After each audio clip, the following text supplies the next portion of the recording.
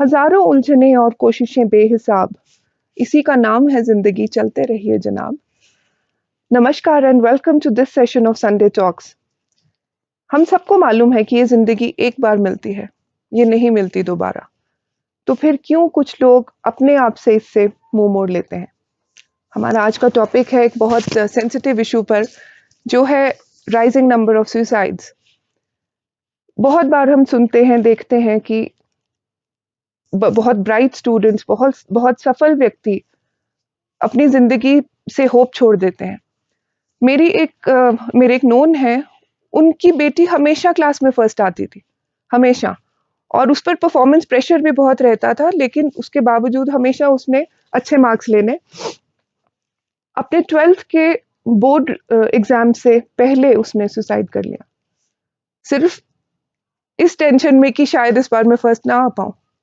अब ये बताइए कि अगर वो सेकंड भी आती या मान लीजिए फेल भी हो जाती, तो क्या वो बात जिंदगी से बड़ी थी? जब एक बार आपने लाइफ को ही छोड़ दिया, तो फिर इसका मतलब कि आपने एक टेम्पररी प्रॉब्लम का एक परमानेंट सॉल्यूशन ढूंढने की कोशिश की।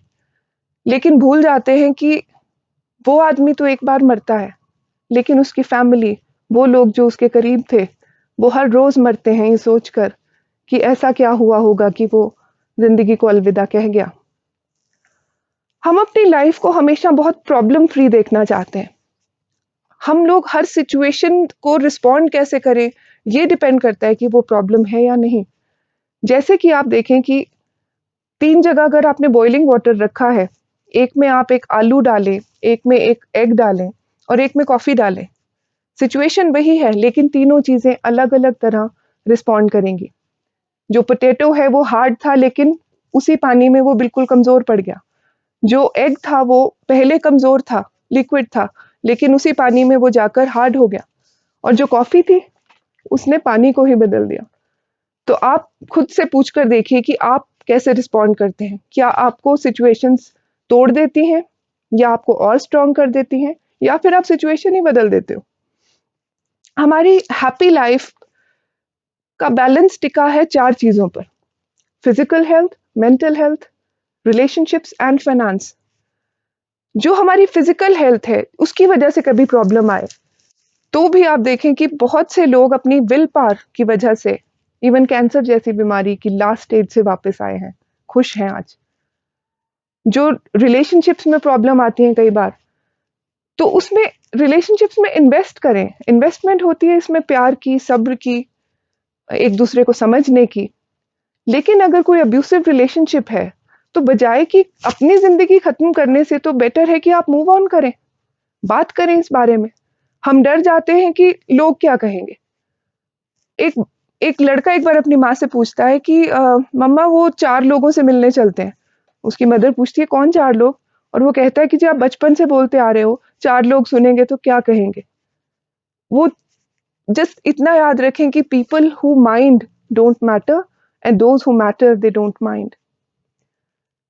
फिर हमारा फाइनेंस लाइफ में बहुत बार सुना कि किसी ने आर्थिक तंगी से तंग आकर आत्महत्या कर ली, या फिर कोई बैंकरप्ट हो गया, या उसे बहुत लॉस हो गया। तो इस पर भी एक किस्सा कहूंगी कि एक आदमी अपने दोस्त से कहता है कि मेरा सब कुछ जल गया, सब खत्म हो गया, सिर्फ मैं ही बचा हूं। तो उसका दोस्त कहता है तो फिर गया ही क्या है? अगर आप खुद हो तो आप हर चीज दोबारा बना सकते हो। हमारी सिर्फ सोशल कंडीशनिंग हमें रोक देती है कोई नया काम करने से। जैसे कि मेरे पास तो ये डिग्री है, या फिर मैं इस स्टेटस पे हूँ, या मैं तो ऐसी पोस्ट से पे रहा हूँ, तो मैं कोई छोटा काम तो कैसे करूंगा। कोई काम छोटा बड़ा नहीं होता, वो हमारी सोच उसे बना देती है। अगर आप जिंदगी से फाइनेंशियली, किसी फाइनेंशियल प्रॉब्लम की वजह से उससे मुंह मोड़ रहे हैं, तो खुद से पूछ कर देखिए कि आप में और कितना पोटेंशियल है, आप कुछ और भी तो कर सकते हैं। दोबारा से एक बार बात स्टूडेंट्स की करूंगी। वैसे इस बारे में मैं अपने रेस ऑफ रिजल्ट्स के बारे में बात कर चुकी हूँ। लेकिन जो बच्चे हैं, उन्हें जब हमने सक्सेस के दायरों में बांध दिया है कि ये डिग्री, ये इंस्टीट्यूट, ये जॉब, यही है तो लाइफ अच्छी है, नहीं तो नहीं, ये कंडीशनिंग थोड़ी सी हमें भी चेंज करनी पड़ेगी, और उन बच्चों को भी समझना पड़ेगा, मानना पड़ेगा कि नहीं, उनमें बात है, जिंदगी में बहुत अच्छे अच्छे मुकाम हासिल करने की। पढ़ाई में पूरा ध्यान दो, पूरी कोशिश करो, लेकिन अब जैसे बच्चे जेईई का एग्जाम देते हैं और उसमें हर साल 10,000 बच्चे सिलेक्ट होते हैं, अपीयर होते हैं उसमें 10 से 11 लाख लोग। तो अब वो जो बाकी के लोग हैं, तो क्या वो किसी काबिल नहीं है? बिल्कुल है।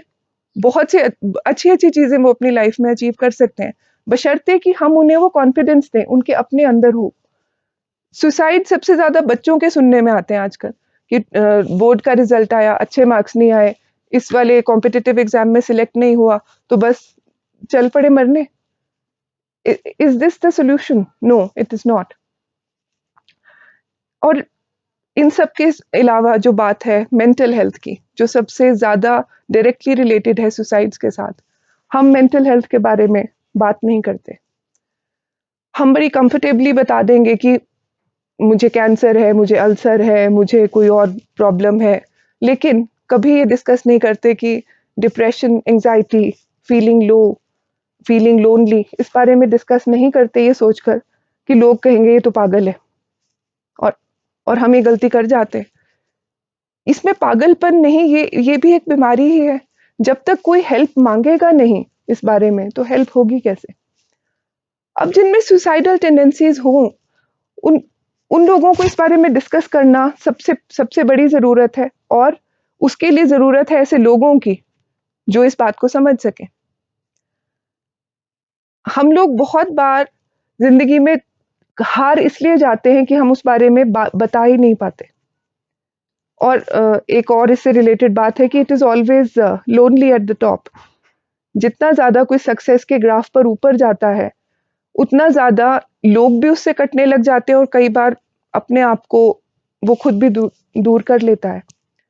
लेकिन सक्सेस के मायने ये नहीं है कि अगर आप एक लेवल पर पहुंचकर फिर आप अकेला फील करने लग जाओ और फिर सोचो कि अब तो मेरी जिंदगी के कोई मायने नहीं रहे, तो ये एक अलग डायरेक्शन में चली गई बात। इसे दोबारा थोड़ा सा ह्यूमर उसमें बात करते हैं कि एक बार एक आदमी एक डॉक्टर के पास जाता है, मेंटल डॉक्टर के पास, और कहता है कि मैं आजकल ना बहुत उदास रहता हूँ, बहुत डिप्रेस्ड फील करता हूँ, क्या करूं? डॉक्टर कहता है यहाँ पर ना शहर में एक बहुत अच्छी सर्कस चली है, वहां पर एक जोकर बहुत हंसाता है लोगों को, तुम भी जाकर उसका शो देखो। तो आदमी कहता है वो जोकर मैं ही हूँ। तो ये जरूरी नहीं कि कोई बाहर से बहुत हंसता है, बहुत सक्सेसफुल है, तो वो अंदर से भी अच्छा ही फील करता हो। अगर किसी में ऐसी टेंडेंसीज आए तो वो करे क्या? सबसे पहले वही, इसे डिस्कस करो। दूसरा ये कि हेल्प मांगो। बहुत सी सरकारी संस्थाएं हैं, बहुत से ऐसे एनजीओज हैं, बहुत से एवेन्यूज हैं जहां पर आप हेल्प मांग सकते हो, काउंसलिंग ले सकते हो। तीसरा है फाइंड अ हायर पर्पस। क्योंकि हम कहते हैं ना कि जिंदगी बेहतर होती है जब हम खुश होते हैं, लेकिन वो बेहतरीन होती है जब आपकी वजह से कोई और खुश होता है। अपनी लाइफ का हायर पर्पस जरूर जाने। अगर आपको लग रहा है कि आपकी लाइफ में कोई पर्पस नहीं है, कोई होप नहीं है, तो वो होप क्रिएट करें। क्योंकि ये हमेशा याद रखना चाहिए कि रात जब सबसे ज्यादा काली हो, तो अंधेरा खत्म होने को होता है, सुबह होने वाली होती है। create that uh, create that sunshine, be that sunshine, and create that sunshine for others. Be happy, keep smiling. Life is very very important. और अपने आप से रोज कहें that yes, I am important, my feelings matter, my story matters, and my life matters. हरे शहर से गुजरी तो गांव गांव चली, कुछ यादें मेरे संग पांव पांव चली। सफर जो धूप का किया, तब एहसास हुआ कि वो जिंदगी ही क्या जो छांव छांव चली। Thank you.